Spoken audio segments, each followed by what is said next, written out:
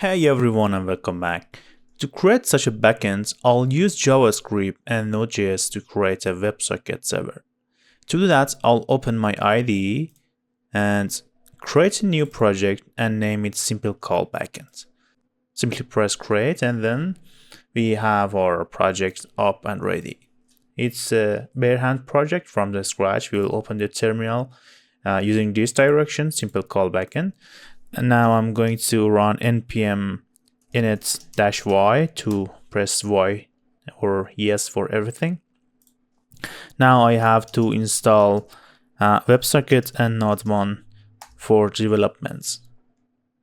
You can see the packages are added to our dependencies file here. Now we have to add a script to run our code. So to do that, I'll use Node.js server.js.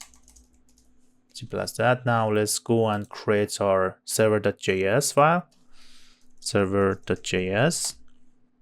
This is our main file. Now we want to create an HTTP server. So I'll use const HTTP is equal to require HTTP. Let's enable coding assistance for our Node.js.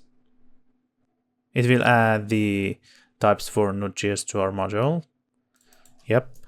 And then down below, we'll create our server using http.create server.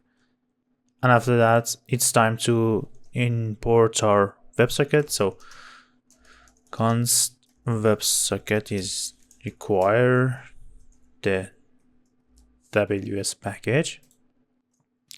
So let's create our WebSocket server is equal to new WebSocket dot server, and we simply pass our HTTP server to it. And down below we will handle call